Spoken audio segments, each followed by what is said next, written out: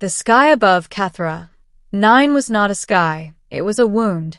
A permanent scar of swirling violet storms stretched across the horizon, crackling with electric veins that never slept. Beneath it, the surface of the mining colony lay broken and forgotten, its once thriving structures reduced to skeletal ruins half buried in ash-gray dust. No one came to Kethra 9 anymore. No one except those who had nowhere else to go. Lyra then stood at the edge of a collapsed landing pad, her thin frame silhouetted against the flickering stormlight. Her breathing mask hissed softly with each inhale, filtering out the toxic particles that danced invisibly in the air. She was 22 standard cycles old, and she had no future. Not here. Not anywhere. The colony had been abandoned 5 years ago after the core mines destabilized, releasing radiation pockets and atmospheric toxins. The corporations pulled out overnight. The military never returned. The survivors, those who couldn't afford evacuation, were left behind. Lyra had been one of them. At 17, she had watched the last transport rise into the broken sky, its engines roaring like a promise she would never receive. Since then, she had survived on scraps, scavenging technology from dead facilities and trading parts with other remnants of the forgotten. Most of them were gone now, dead or worse, vanished into the deeper zones where the storms turned flesh to ash. Only a handful remained, and every day the number shrank. Lyra adjusted the worn strap of her toolkit and stepped forward, boots crunching over fractured metal. She had come to the landing pad out of habit more than hope. Every few days, she came here. Just in case. Just in case someone remembered them. But no one ever did. Until today. A distant sound broke through the howl of the storm. Lyra froze. At first, she thought it was thunder, but it was too steady, too rhythmic. A deep, resonant hum that grew louder with each passing second. Her heart skipped. No, it couldn't be. She turned toward the sky, squinting through the haze. And then she saw it. A ship. Not one of the sleek corporate transports or military cruisers she remembered. This one was smaller, rugged, patched together with mismatched plating. Its thrusters burned a fierce blue as it cut through the storm, fighting against the violent currents. It wasn't supposed to be here. No one came here. The ship dipped lower, struggling against the unstable atmosphere. For a moment, Lyra thought it might crash, but then its engines roared louder, stabilizing just enough to descend toward the landing pad. Toward her. Her pulse thundered in her ears. She took a step back, uncertainty creeping in. Who would come here? And why? The ship touched down with a heavy thud, sending dust and debris spiraling outward. Its engines whined before powering down, leaving an eerie silence in their wake. Lyra stood frozen. The hatch hissed, and then it opened. A figure emerged, silhouetted against the dim interior light. Broad-shouldered, tall, moving with a confidence that felt alien in this broken world.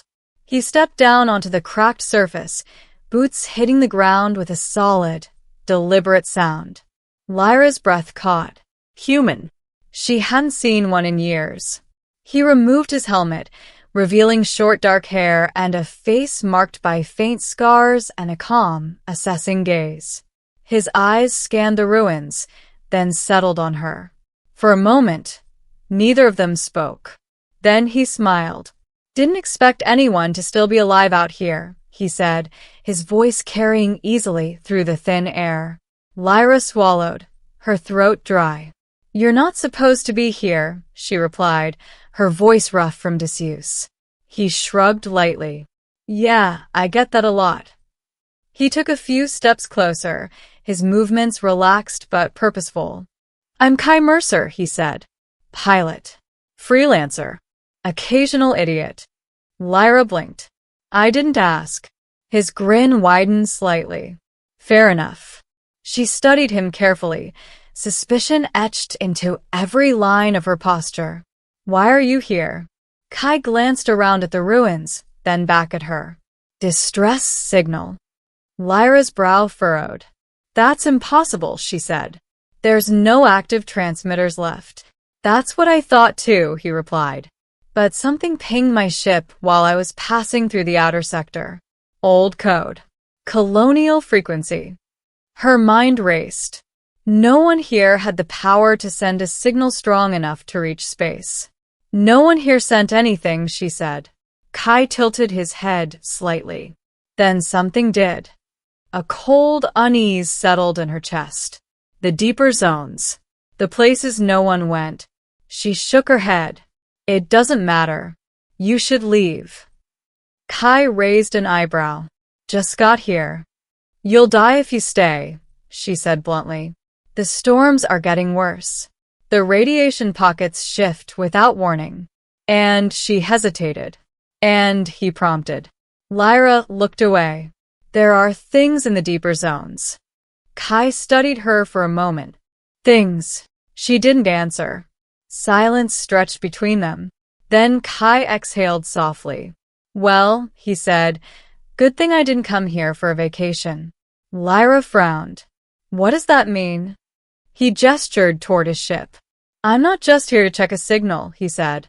"I'm here to find survivors." Her chest tightened. "There are no survivors," she said quickly. "Not anymore." Kai met her gaze steadily.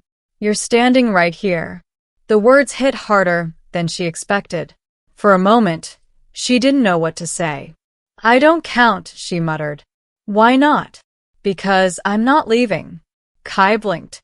"What?" "This is my home," she said, her voice gaining a sharp edge. "Or what's left of it." "It's killing you," he said. "Maybe," she snapped. "But it's mine." Kai was quiet for a long moment. Then he nodded slowly. "All right," he said. "Then I guess I'll just have to convince you." Lyra let out a humorless laugh. "Good luck with that." The deeper zones were worse than Kai had imagined. The storms intensified the farther they traveled, turning the sky into a chaotic swirl of energy and debris. The ground itself seemed unstable, shifting in subtle, unsettling ways. Lyra moved ahead of him with practiced ease, navigating the treacherous terrain as if she had memorized every hazard. Kai followed, his expression focused. "You've been out here alone this whole time?" he asked. "Not always," she replied. "What happened to the others?"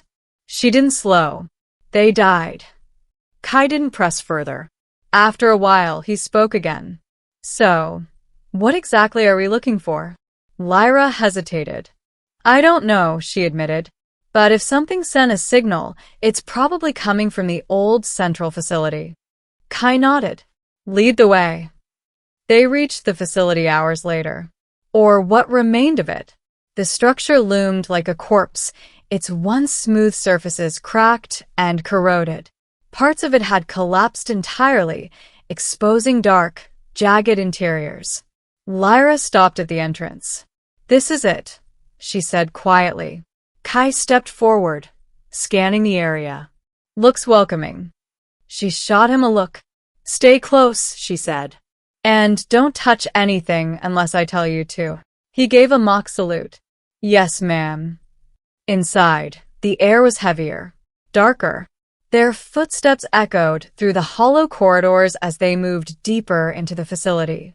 Faint flickers of light danced along the walls, residual energy from systems that should have been long dead. Kai frowned.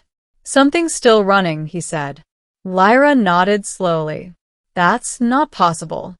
They followed the faint glow until they reached the central chamber. And that's when they saw it. A core. Not the original reactor, but something else. Something alive. It pulsed with a dim, rhythmic light, tendrils of energy extending outward like veins, embedding themselves into the surrounding structure. Kai stepped closer, his eyes narrowing. "What the hell is that?" Lyra's voice was barely a whisper. "I don't know." The core pulsed again. And then, a sound. Not mechanical. Not natural. A voice. Help. Lyra's blood ran cold. Kai stiffened. Did you hear that? She nodded slowly. The voice echoed again. Faint, but unmistakable. Help. It was coming from the core. Kai took another step forward. Someone's in there. No, Lyra said quickly, grabbing his arm. That's not possible. The core pulsed brighter. Trapped. Kai looked at her. We can't just ignore that. Lyra's grip tightened. You don't understand, she said. This place, it changes things. It twists them. The voice came again, more desperate this time. Please. Kai's jaw clenched. I'm going in. Lyra shook her head. You'll die. Maybe, he said. But if there's even a chance. He stepped toward the core. And the moment he crossed the threshold, the chamber erupted. Energy surged outward, slamming into him like a physical force. He cried out as the tendrils snapped toward him, wrapping around his body in an instant. Kai! Lyra shouted. He struggled, but the energy tightened, pulling him closer to the core. The light intensified. The voice screamed. And then, everything went white. Lyra didn't remember moving. One moment she was standing frozen in shock. The next she was running toward him. Kai, she yelled, reaching out. The energy lashed at her, searing against her protective gear. Pain shot through her arm, but she didn't stop.